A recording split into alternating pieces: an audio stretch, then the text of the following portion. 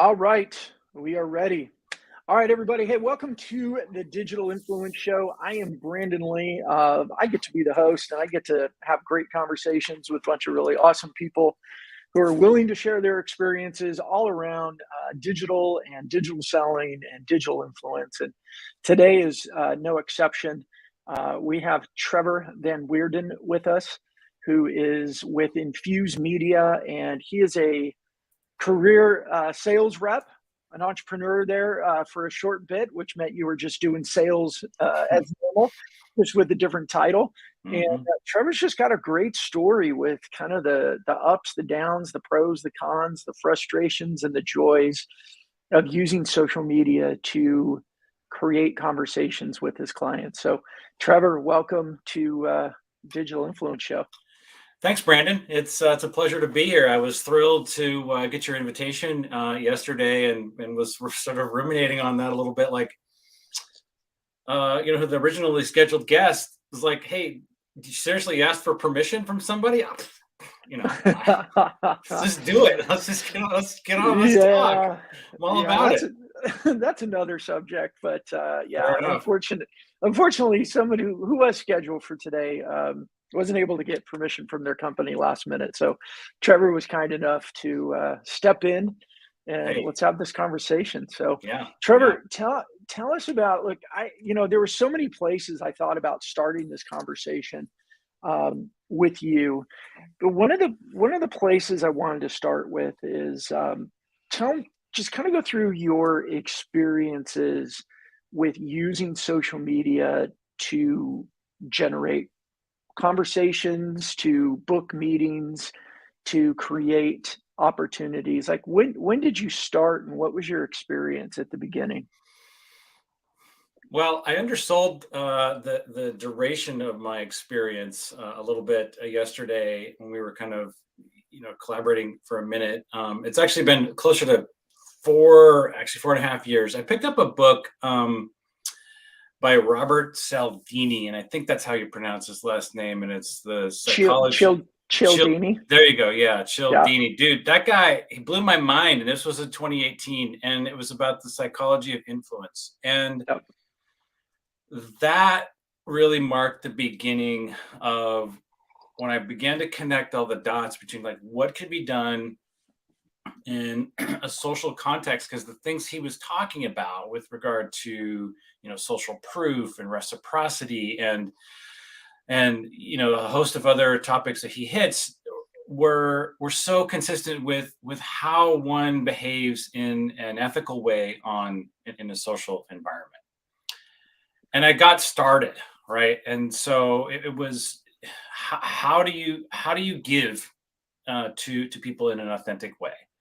And that's the typical sales experience is to take, right? We say, "Hey, I want your 30 minutes. Right. I need that. All right. I need that from you so that you will buy from me. And then I'm going to take your money, right? And I'm going to take whatever else you have that from you." And nobody wants that, right? And so we turn around and we say, how do we give? And so that's been my challenge over the past 4 years, is intentionally living into what does it mean to offer, right? What does it mean to create authority? What does it mean to participate in the conversation, and to give real value, right? And to set aside some of the typical, like, "Hey, I've got this, and this to offer you. If you don't want it, well, I'm moving on." Well, no, I can just be intensely curious and to live into that curiosity in an intentional way. That really was a huge shift for me, and have I've played around with it now for better part of 4 years, and it was really taking on that book at that time was a game changer for me. It's also, that's funny too, because it was February of 2018, and I think about this. I was doing a ton of email, just cold email blasts, ridiculous amounts, and up to I was using Google as my sender, up to what it would allow, right? Like I would occasionally, I got, pushback from Google, and they were saying like, dude, you stop, right? You're over the limit. and in February of 2018, all of a sudden I went from getting reasonable, like measurable response to zero, just like, and I was like, what? And it was when was this that you went from it, reasonable to zero? February 2018. Okay. Okay. So pre-pandemic, which is very Pre-pandemic. interesting. Yeah. Yeah. It like, I don't know what happened. I mean, I still don't know. It's still a mystery. But ever since then, any kind of cold email that I have personally tried to send, it just the response rate is really, really low. And rarely do I get. Now the thing is, like, am I on a black box? What's going on? I mean, I can send email and I can get responses. I mean, I can. So I'm not. I don't think I'm hitting spam, but I don't know what happened. So I had to like own that, right? So then it took a better part of 6 or 7 months to figure out, what am I going to do different? How am I going to behave differently, right? And then it took better part of several years until I figured out, oh, this is what that looks like.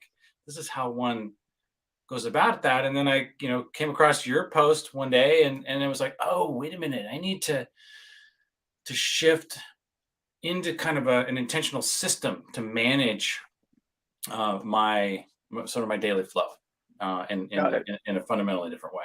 And so that's really only been over the past a couple of months, really. I mean, and the quality of the conversations that have emerged since really taking more intentionality around, like, what am I saying? Who am I saying it to? And am I being really real? Those conversations have just improved, dramatically. Like not even the same planet of quality. Wow.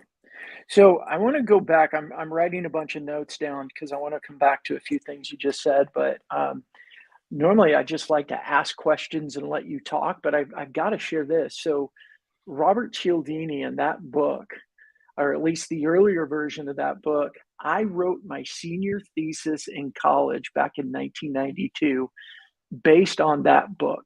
Nice. And I did experimental work in persuasion, and I did a study. My undergrad degree was psychology, but I did a study around the psychology of persuasion. And that book, and Dr. Cialdini, he's a professor at University of Arizona or Arizona State. I can't remember now, but back then I think it was Arizona State. That book was the foundation of my career. And everything I've done inside of sales and marketing is really focused on that book and the book, How to Win Friends and Influence People. And what I took from both of those over the years is really summarized by what you said: how to be intentional with people from a place of being genuine. And that's been the focus of everything that I've done. That's why we get along so well. I seriously think, it's like we're drinking from the same cup here, man. I mean, it's because it really is about being, real. I mean, Cialdini talks about that. Like you can't fake it, right? You can't fake it. The other thing that actually happened recently too, which gave me permission in a way to like own this authenticity, was I can't even remember now. It was Dremio's. They did it a virtual event, and they had Cal Newport came and did a keynote. And so Cal Newport wrote this book called Deep Work, and I listened to it, and it was pretty cool, but it wasn't really what stuck out for me. But Cal Newport wrote this other book called So Good They Can't Ignore You, and I haven't actually read it yet. I just read the summary, but it was so great because what it said was, look, you can be passionate about something that you didn't, that came on, right? That because you became an expert on it, you could own and be passionate about it. So it kind of like gave permission to say like, golly, I'm really into demand generation. I'm really into what the nuances are and what is evolving and why this is important. And because I have become an invested expert in these topics, right? And the emerging topic of revenue operations and how does that work? And our CMO is going to take on quota and all of these various kind of crazy things that for most people, aren't really that interesting or compelling. This idea that Cal Newport wrote this great book that apparently was very popular that I haven't read yet, but still, it was like I got the idea. Like it was like, okay, it's okay to be authentic because I have invested in being an expert, and that over the last 3 months has really increased my confidence in going out into LinkedIn particularly, and with people who I have a lot of respect for and who've got followers, and to say, hey, guess what, I have an opinion and it's valid, and it you may not agree, but it doesn't mean that I'm not researched and can have something to say here. So it was that kind of that 1-2 punch that has made a big difference for me. That's really cool. And I want to come back to that. Talk to me a little bit more about this concept of intentional curiosity, and answer from this context. A lot of primarily sales leaders that I speak to, and to an point, some sales professionals as well. It's like that's a luxury that they don't have time for, right? It's more about hit the numbers, get the call, talk to people that have potential. But this concept of intentional curiosity, or doing something that's not focused on the KPIs, isn't something they really have time for, or it's a nice to have, or maybe it's even considered a little Pollyanna, and that time has come and gone. What do you think about that, or how do you address that?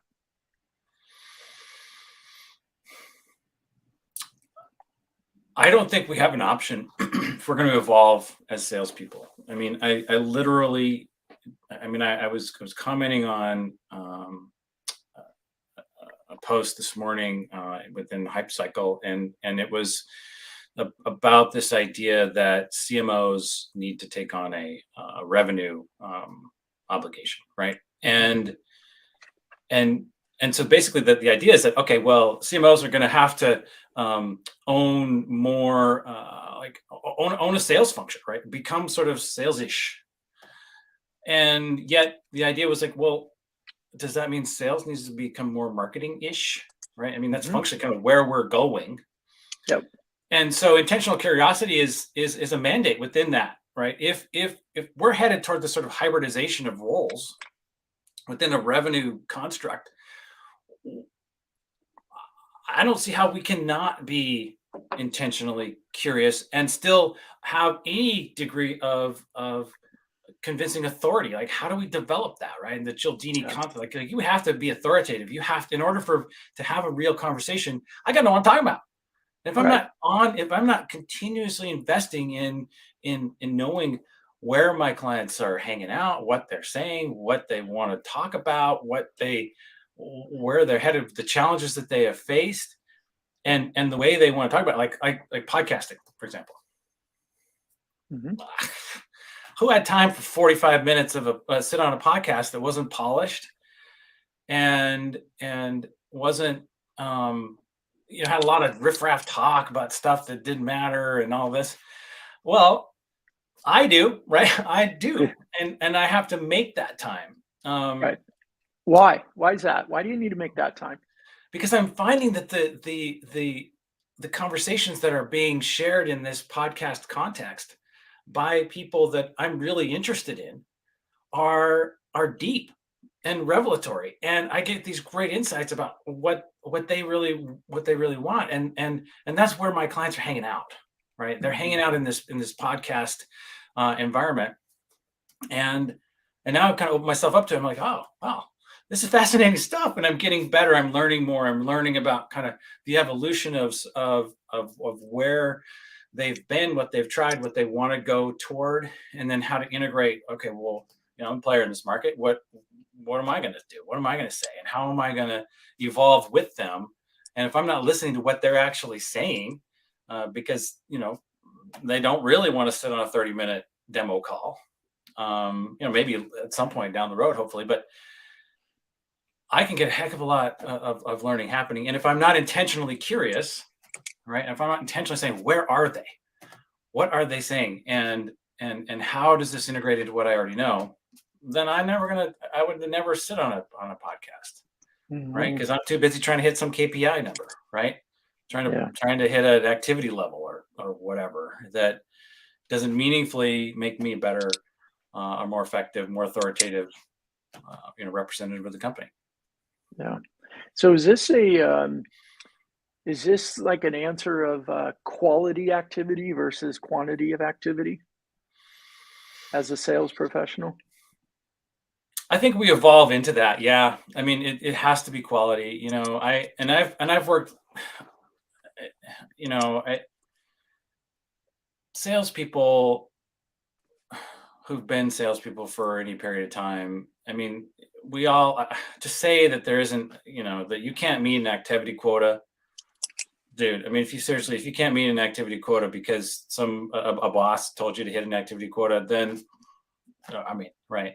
And yet we're all trying to figure out how do we get to that? How do we get to the ultimate KPI of revenue, right? And there's a gap there, right? And so somehow management wants to measure these, these activity things, and because they're saying, okay, if you have this activity, then eventually you're going to get to the revenue, and we can make that correlation, right? And so, all right, and but then there's causation, right? I mean, which is what's what, right? Well, what if the activity's wrong? It could be. I mean, what you said is in 2018, what I heard you say is that the activity of sending out emails did pretty good, and then one day it didn't. But if you're still doing those activities that aren't working, is that causation or a positive causation there? Yeah, I think you have to question it, right? You have to continuously question what you're doing, and are you hitting, your ultimate, goal? And I think we can even say, are we hitting? One of the things that's come up kind of across my radar just in the last couple of days is this notion of pipeline generation, that marketers can contribute to pipeline generation as well as salespeople. And so we can kind of look at that, even if pipeline kind of evaporates for reasons that are outside of our control, like war and pandemics and things. Right. Are we still doing a good job? And I think if we keep an eye on some of these, farther out metrics, and then are honest with ourselves about,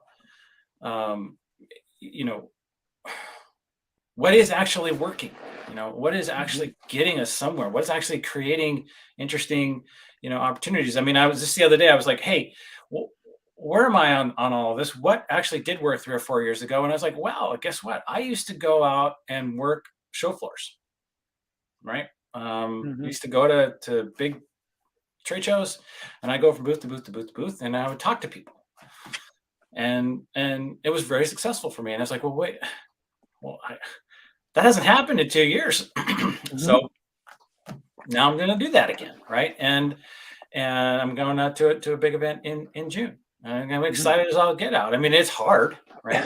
It's a hard thing to do, to go up to strangers and talk to other sales reps who don't really want to talk to me, because that's their space, that's their time. And I respect that, and I try to be cool about it, but it's a cold call, right? It's effective, but there's so much work that can be done to, I guess, warm that up, right? Yeah.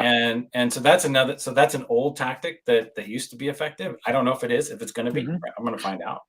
Yeah. What I like about what you said there, though, just to kind of break that down a little bit, is you said the tactic was go to shows and go booth to booth to booth. But if we break that down a level, because I think so often we get stuck on the tactic and we forget about the strategy. So the tactic was go to shows and go booth to booth, but the strategy was go meet people and have conversations. Absolutely. Yeah. Right. And meet people. Like I said, if I go up to a booth and I say, hey, I'm Trevor, I'm with Infuse Media and I'm so great and this is awesome. And is there anybody here that wants to talk to me? They're going to say, dude, get lost. Right. Mhm. If I go up and I say, hey, um, XYZ company can I talk to Sally Smith? Is she here? And they're gonna like, what, dude? Sally's not here. Okay. Well, I said, well, is she coming? She's gonna be at the show. Well, why do you want to talk to Sally? Well, I want to talk to Sally because she does this, and this for your company, and she's the person I need to reach. And they'll be like, oh yeah, well, I guess what, Sally's not here, but I can connect you over here to Vicky, or John because they work together. And now all of a sudden this conversation happens, right? So if I'm Right. prepared in a way that is strategic, right, that isn't just all about me and what I'm going to do for you in this context where you've paid tens, if not hundreds of thousands of dollars to go and try to sell your own stuff, I get nowhere. Right. So, how is that translating into social media for you? And let me ask it this way: what I heard you say is that the strategy or the tactic was go to shows, the tactic was go booth to booth, the tactic was be prepared to go ask for a specific person to create a conversation, and that was a way that you. And correct me if I'm wrong. I don't want to put words in your mouth, but Mhm. you expanded your network, you created conversations with the goal of developing those into opportunities. Uh, The role of social in this is foundational as well as sort of the roof, right? It's like if you say the tactic is to actually go to this event, try to meet people. Um, Social is everything up to that, right? How do I know who it is I want to talk to? How do I know that it's Sally, Vicky, or John in this example, right? How do I know that they might possibly be there? How do I begin to create any kind of relevant input to whatever it is that their company is going through, and whatever it is, whatever challenges that they may have had, that I may be able to help with, right? And how do I prepare myself to actually have a reasonable conversation? And social is all about that, right? Like if I can create a conversation prior to this event, and then have that in person opportunity, then it becomes extremely powerful. And it's without social, then just imagine what does that look like? Okay, well, it's some emails maybe, and maybe pick up the phone and call, but I have no insight. I have no basis for influence or establishing my own authority, my own sort of expertise, or anything. Right? Really, it's just another hustler, and that's yeah, just not it's not who I am. It's not. I had no interest in that. Like yeah, that doesn't lead to long term relationships. It doesn't lead to the facilitation of facilitating the transfer of value between parties. Right. That's ultimately what we do. right, And they don't want to. They just think I'm just you know another hustler. I don't want to be that guy. right. So, how is that the difference for you, Trevor, from being seen as another hustler, as I'd say, just another salesperson, versus being who you want to set yourself up to be? And I've heard you say things like being authentic and do I know what I'm saying? Am I being real? What's a difference for you? Why does that matter for salespeople? I think. I mean, the first thing that comes to mind when you say that, and sometimes my brain can sort of go tangential, but it the first thing that kind of comes into mind is my very very first sales job. I worked for Merck Pharmaceuticals. I was trained as a drug rep, and George Merck his famous line was, "Look, you got to do what's right for the client or right for the customer, right? Do right by them, and and then everything will kind of fall into place." And that truth has continually come back, and that was embedded, like it was Hmm. embedded in me. And I look back on that, and Merck over the years had some real challenges. They sold out on. They had a pain med that they did some stuff, like they kind of fudged some numbers, and it was directly in opposition to what their mandate, right, their core mandate was. And the company paid hard for it. It was Vioxx or something. It was long after I left, but that need to be authentic, that need to really put the client first and to be mission focused, Mm-hmm. it just sort of became my driver. Just owned it. It's like, how do I make peace with being a sales guy? Right? How do I do that? I was trained as a chemist for all, believe it or not. And you're in college and they don't talk about sales as a career, right? How do I own this? How do I become this? Well, I could own it by saying, like, look, I can be authentic. I can really look out for the needs of my clients and my potential clients, and really hope to help them live better lives or achieve their own goals, or whatever it happens to be. And I think that came just like day 3 of my sales training Yeah. in my career. So how has that worked for you over the years? And I ask that from this. I always do this. I throw a question out, then I kind of explain it, don't I? But in today's day and age, I hear a lot of pound the phones, send the emails. Everything is focus on selling. And what I hear you saying is maybe taking a different path of focus on the people, and the sales come from that. And again, I don't want to put words in your mouth, but I think that's what I'm hearing for you. How does that work for you in this modern era?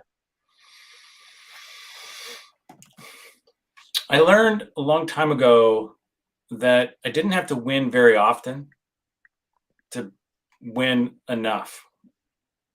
And so what that meant was that I could, as a sales guy, right, you get used to hearing no, right? You get used to that. And yet but it still sucks, right? You still don't want to hear it. You still hate it. It still gets you off your game, gets me off my game, right? Yeah. And so I think I don't want to continue to do things that elicit more no's than yeses. Mm-hmm.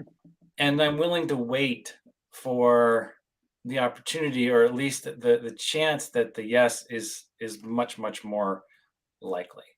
And I imagine that most salespeople would agree with me, to an extent, that they're not being just browbeaten by their managers to hit certain types of activity numbers. And that if I say, golly, if I'm really taking care of this, if I'm establishing my authority, I'm communicating, I'm participating in conversations, and the conversations that I do have, even if they're not sort of artificially, built Mm-hmm. out of thin air, they result in a lot more yeses, then I'm going to do that, right? And I have to say too that, like, my personal ability, I've been doing sales since 1997. I can't even do the math anymore. And I mean, you wrote your thesis in 1992. I mean, so we're old codgers, right? I mean, we've been around, and it's like, I don't want to do stuff that doesn't really move the needle. Right. And I don't want to set traps for people, right? I don't like a lot of these sort of sales tactics and sales methodologies and other kinds of ways of getting people to say yes are like, okay, you create these little box. Okay, wait, if yes, then this, then that, and then you put them in a trap. I mean, wait, that's not human, right? Right. That's not, I don't want that. I can sense that and feel it from a mile away. Or you just beat them to death with calls or emails, and I have fallen, I've continued to do email, and I'm not the best emailer, although I've racked my brain. So I am invested in social now, Mm-hmm. because I get a lot more feedback, right? Yeah. And there's actual conversation that's happening. There's trade-off, and it isn't necessarily a transactional trade-off, at least not in the short term, but okay, right?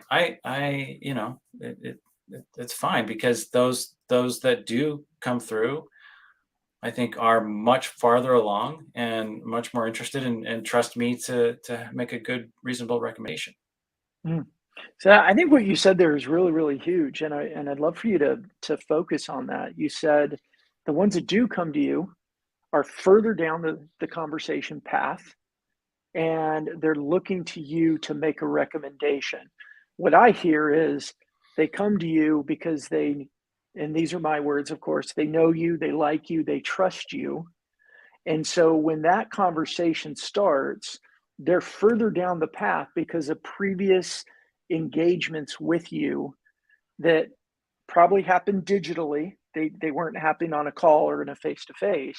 Hmm. And so what I'm hearing, and I know it's a little self-serving, but it's also because I know it works. Your behavior in social media, going and listening to those podcasts and then contributing your comments, commenting on your, where your prospects are engaging with posts, writing your own social post, sharing your own thoughts and experiences. That is leading you to have conversations that the first conversation is further down the path than they used to be. Is that one? Is that exactly what I'm hearing? And then number two, can you give me an example of something of an experience like that can help listeners understand it?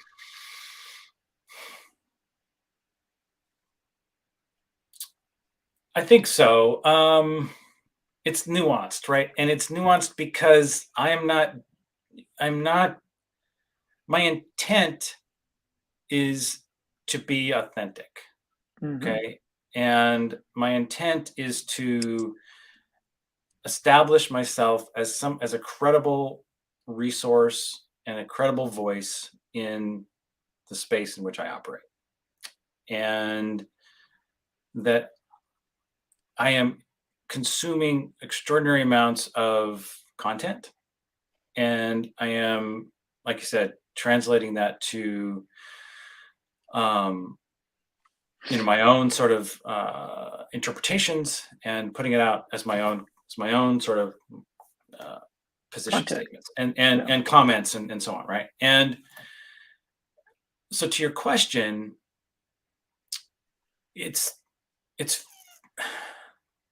yes and yes. I mean, but it's harder because it's like I'm not thinking about it that way, right? I'm not saying like, okay, today I've got 68 contacts, and did was that person farther along in the buyer's journey when we actually had a sales meetup?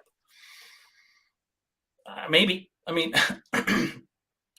is my ultimate number, is it grow? Yeah, my number is growing.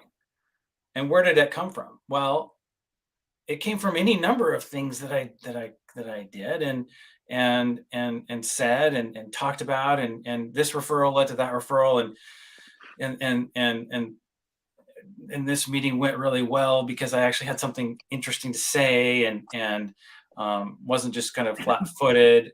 And so it isn't I guess my answer to you, Brandon, is Mm. I'm not seeing it linearly right now. Right. Right. I mean, I can say that because I was in social, I figured out really, really fast that one of my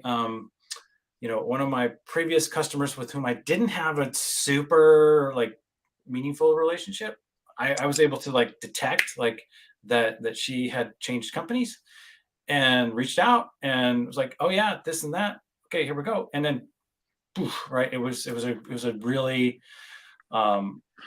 needle moving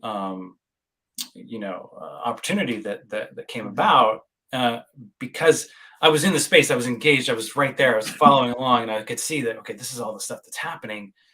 And so that happened. Right. But see, the conversations they don't feel like they used to feel. And maybe I don't know if that makes sense, That but totally makes sense to but I'm but me. I'm Yeah. but I'm reflecting it in the moment and saying like, okay, was that a sales conversation? Huh.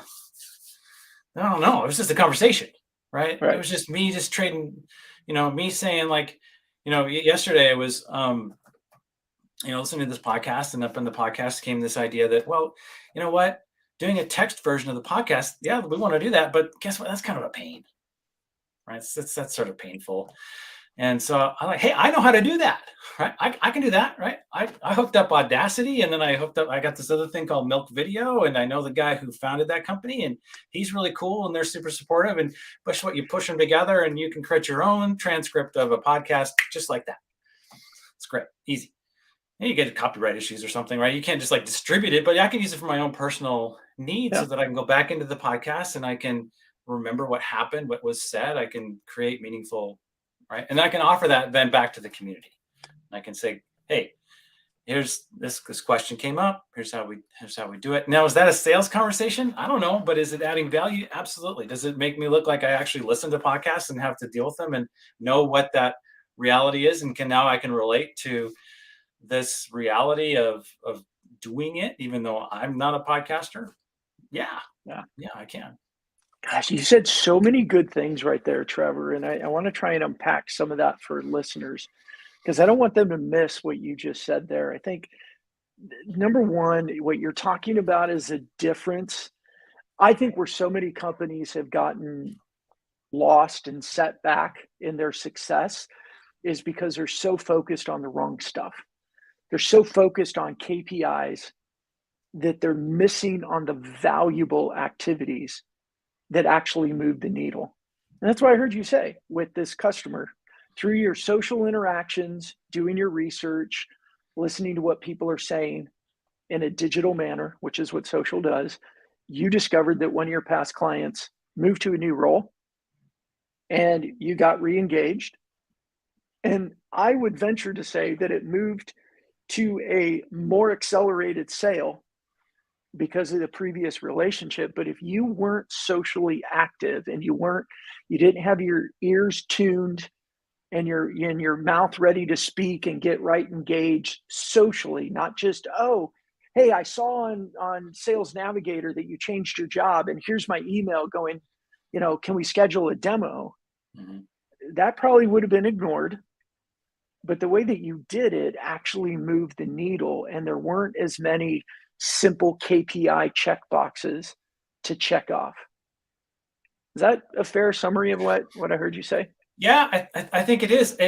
I was listening to her, right? Like I was intentional about listening to her because she and I had a relationship already.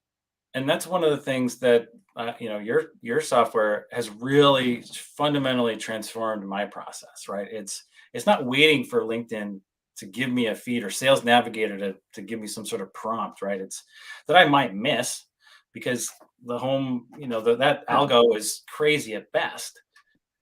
It's me saying, I am intentionally going to listen to these people, right? Or these companies. And I'm going to go out every 2 or 3 days and I'm going to look and I'm going to see what they said. I'm going to see what they're interested in. I'm going to see what they are and how that relates to the overall, conversations that are happening, not only with them, but with other people who are also, doing, very similar activities. And so that intentional, proactive stance, I think, is sales functionally, mm-hmm. right? That is because that's what we're charged with, right? We're charged with going out and getting things done and turning conversations into revenue and in an ethical way. And so that's what I think what we're speaking to. It's like, yeah. I was listening to everything she said, and then I was like, well, you changed jobs. Well, that's interesting. Wow, congratulations. What? Tell me about the new gig. Right? It wasn't like, mm-hmm. oh, we should do a new, demo. She already knew me. I mean, it was fine. And yeah.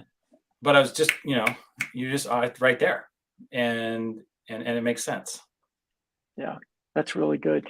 For the audience, Trevor, what does it mean to go every 2 to 3 days and listen to what they're saying or what they're interested in?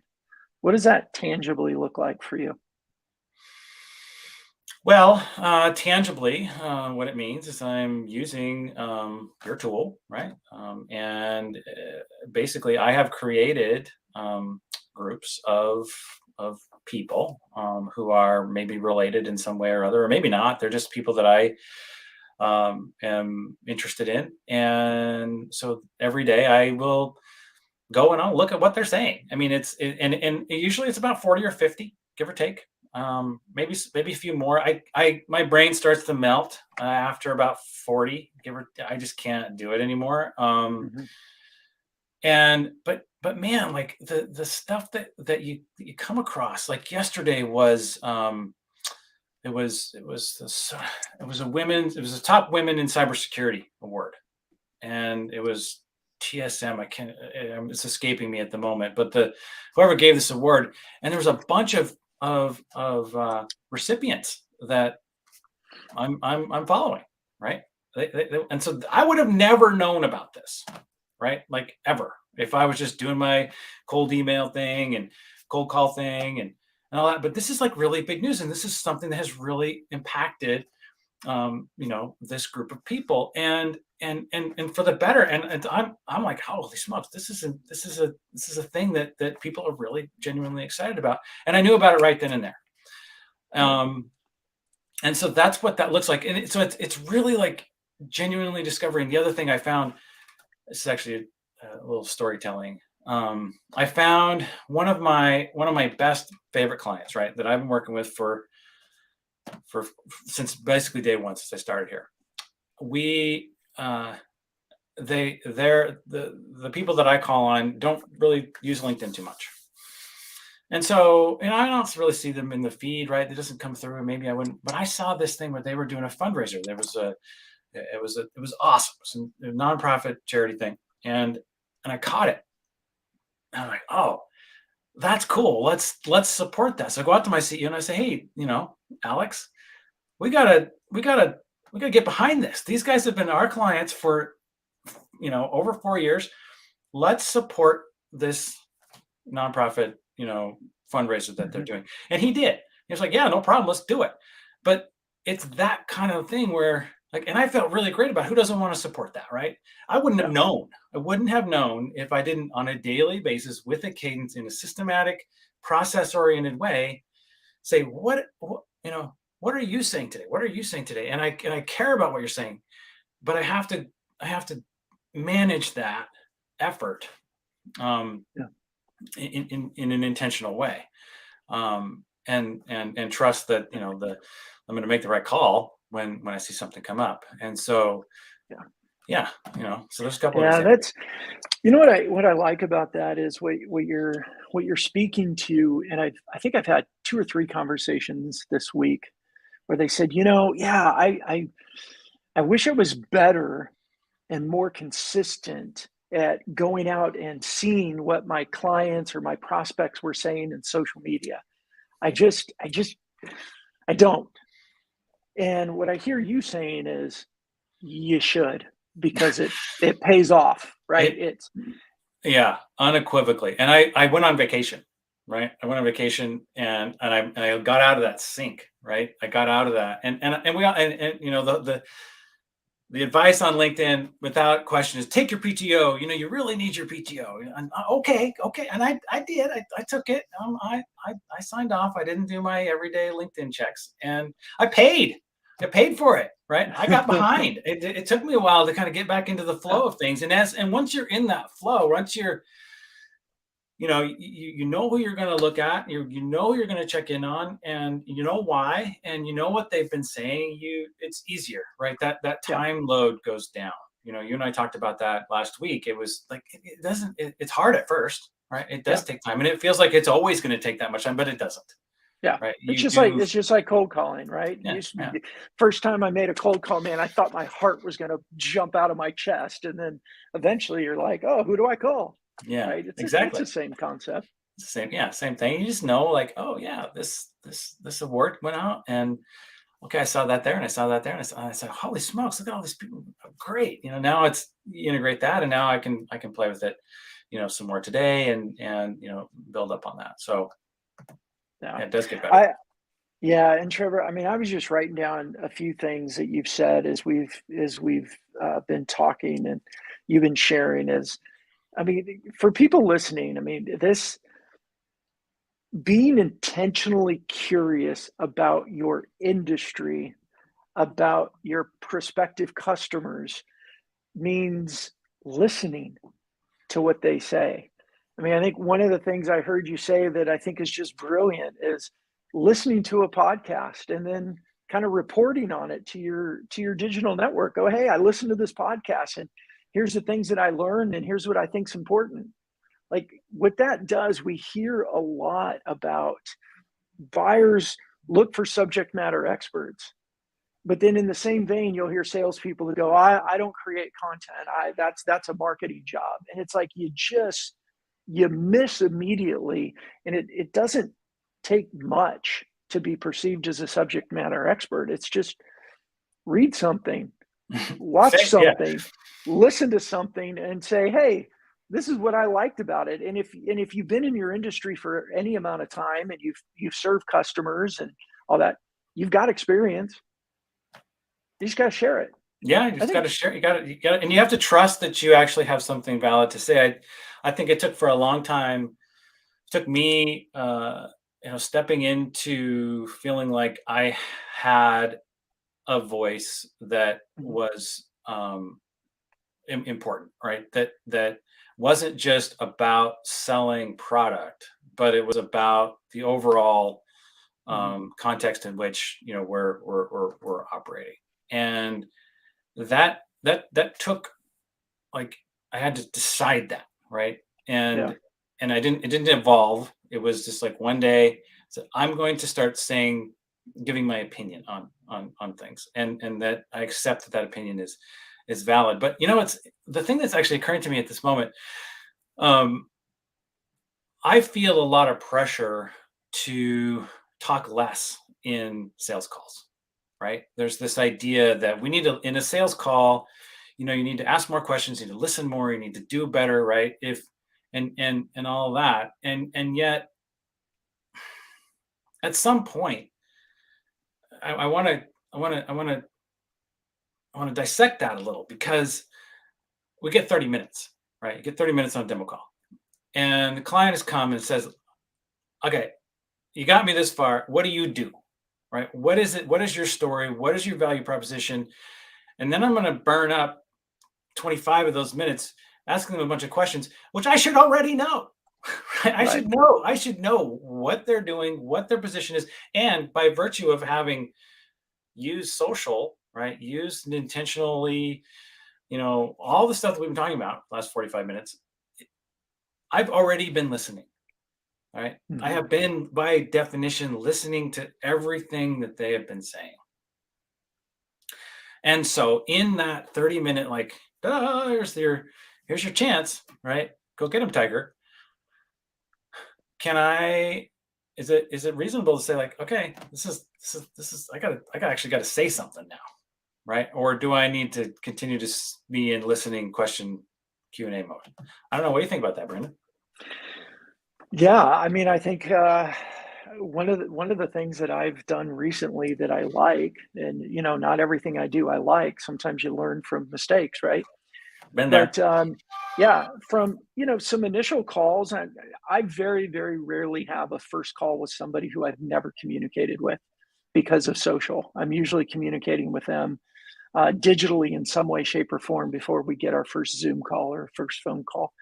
But I've started sending some small articles or small short videos on topics, and I send it to them with a, hey, in preparation for our call, here's a few things that I think speak to where you're at and some of the things that you either want to accomplish or the challenges you want to overcome, depending on where it is.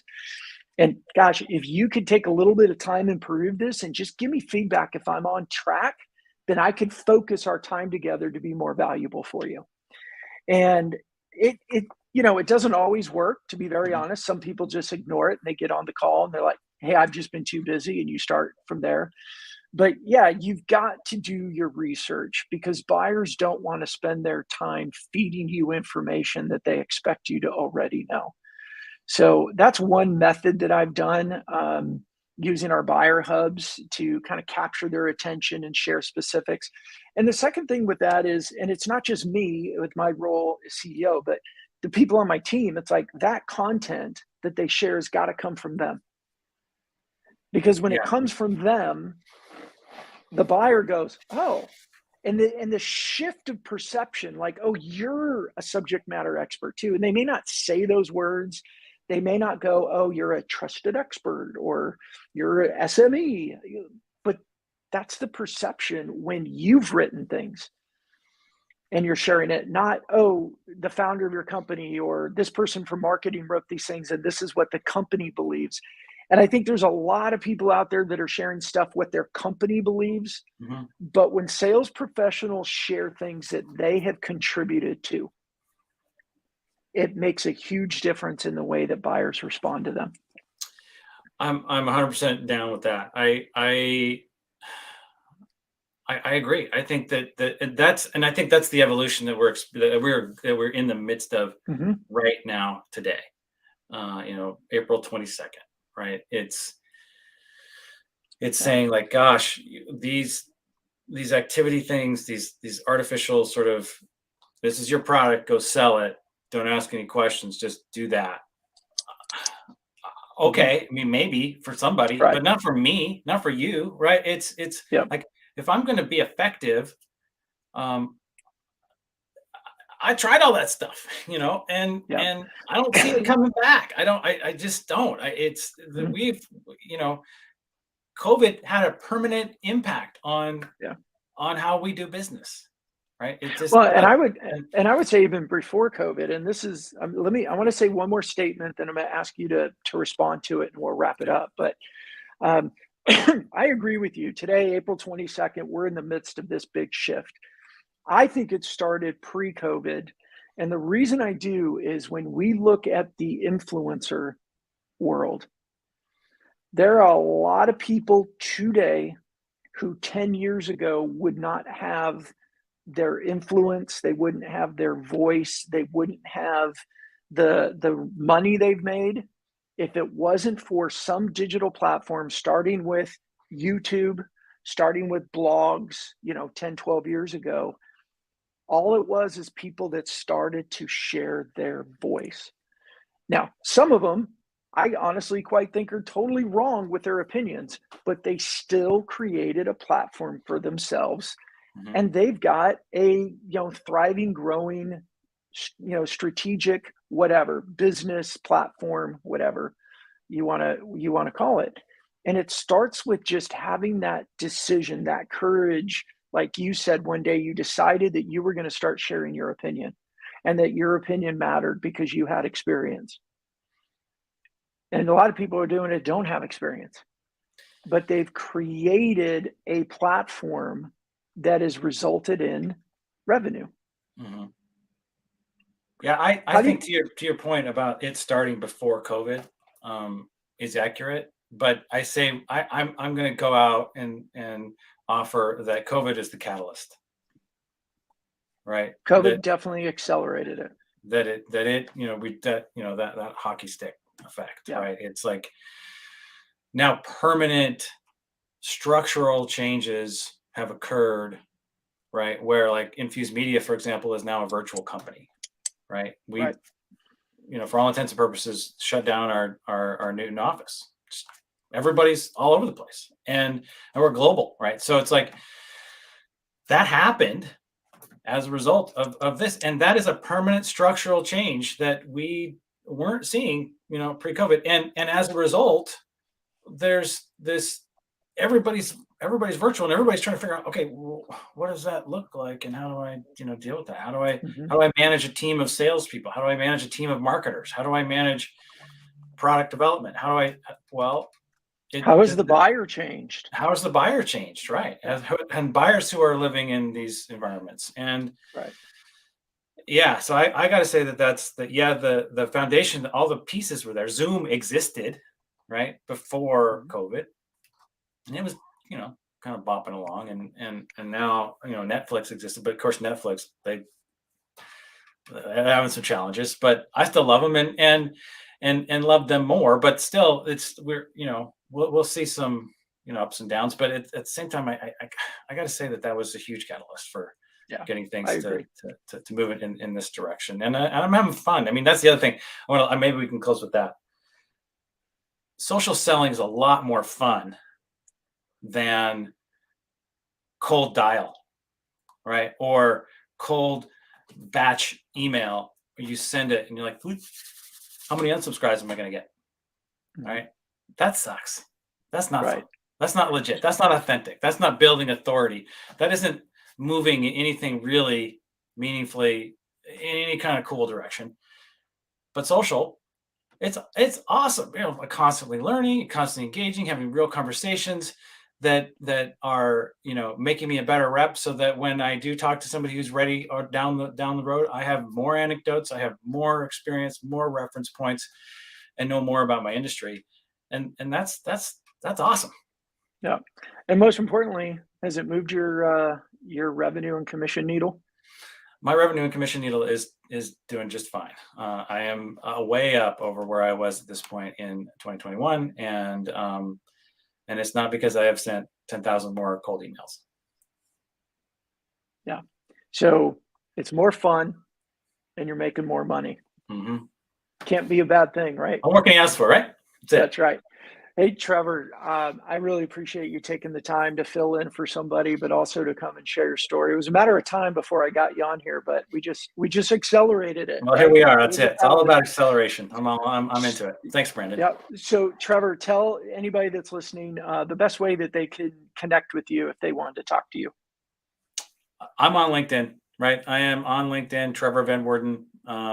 I got a little piece and a little blue and a little yellow heart in my name, and I'm all about that because this Ukrainian thing is just heartbreaking at every moment, and I want that to end right away. But I'm out there. I'm on.